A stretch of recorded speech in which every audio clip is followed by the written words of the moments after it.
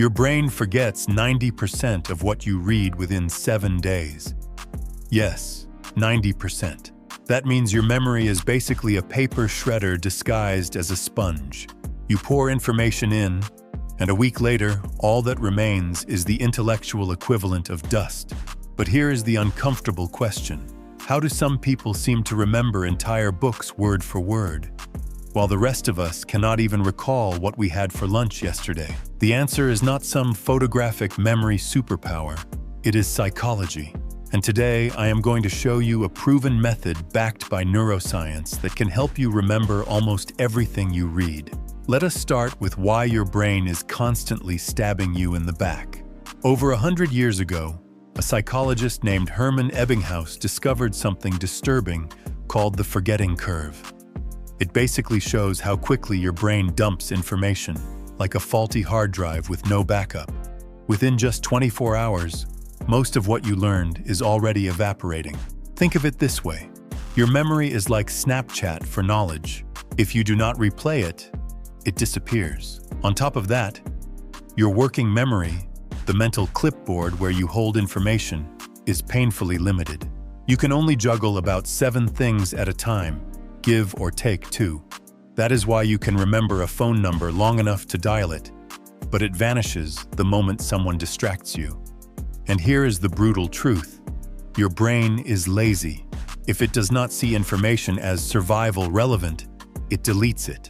That is why you can still remember where the fridge is, but you cannot recall the 3rd paragraph of the book you read last night. The secret to memory is understanding the difference between encoding and retrieval. Encoding is how you store information, and retrieval is how you pull it back out. Reading without encoding is like writing on water. It looks nice for a second, but then it is gone forever.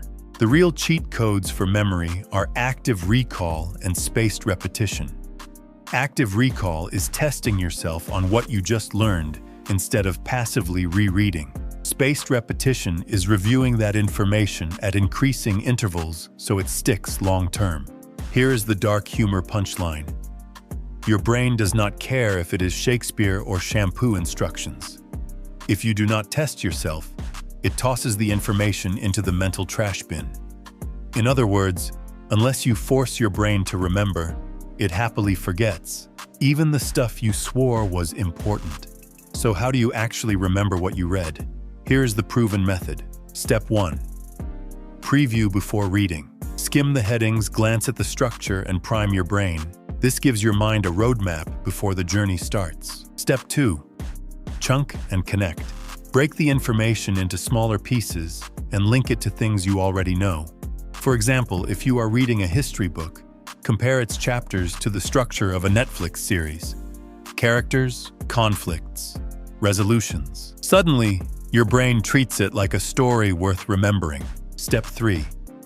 Active recall. The moment you finish reading, test yourself. Close the book and try to summarize the key points. Use flashcards, the blurting method, or even pretend to teach the material to someone else. If you can explain it, you own it. Step 4. Spaced repetition. Revisit the information at intervals, 1 day later, 3 days later, 7 days later. Each time you recall it, you are essentially hitting save game on your brain instead of hoping your PlayStation autosaves before the power goes out. Now let us take things up a notch. Even with the proven method, your brain loves shortcuts. That is where psychological hacks come in. First, there is dual coding. This is the practice of combining words with visuals. Your brain processes pictures far faster than text, so when you pair them together, the information sticks. It is like putting superglue on your memory. Second, the von Restorff Effect, also called the isolation effect. Your brain remembers the weird and unique far more than the ordinary. For example, you might forget 10 boring facts about Napoleon, but you will never forget that he was once attacked by a horde of bunnies. Yes, rabbits staged a rebellion against him, and your brain will cling to that bizarre image like it is top priority. And finally, storytelling. Your brain is wired for narratives, not bullet points. If you want to remember something complex, turn it into a story. Abstract information slips through your fingers, but stories hook themselves into your emotions. If you can turn an equation, a historical event, or even a scientific principle into a story, you are essentially hacking your brain's memory system. Now here is where it gets uncomfortable. Some people are born with hyperthymesia, which means they can remember everything, every single detail of their lives. Sounds amazing, right?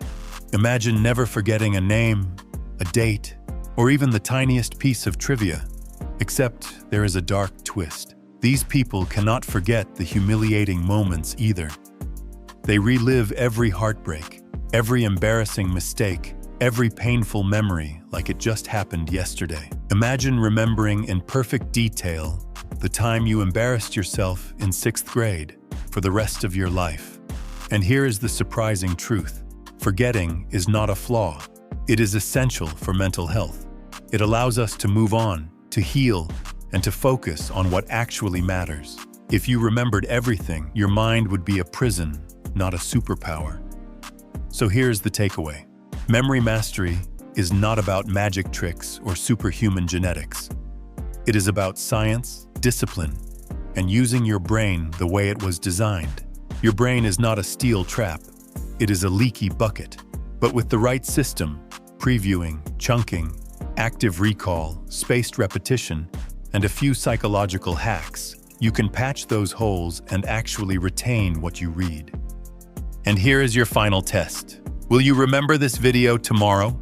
Or will it vanish into the abyss like 90% of everything else? The choice is yours. Now that you remember this video, imagine what you will do with your next book. Hit subscribe, or your brain will conveniently forget me in 48 hours.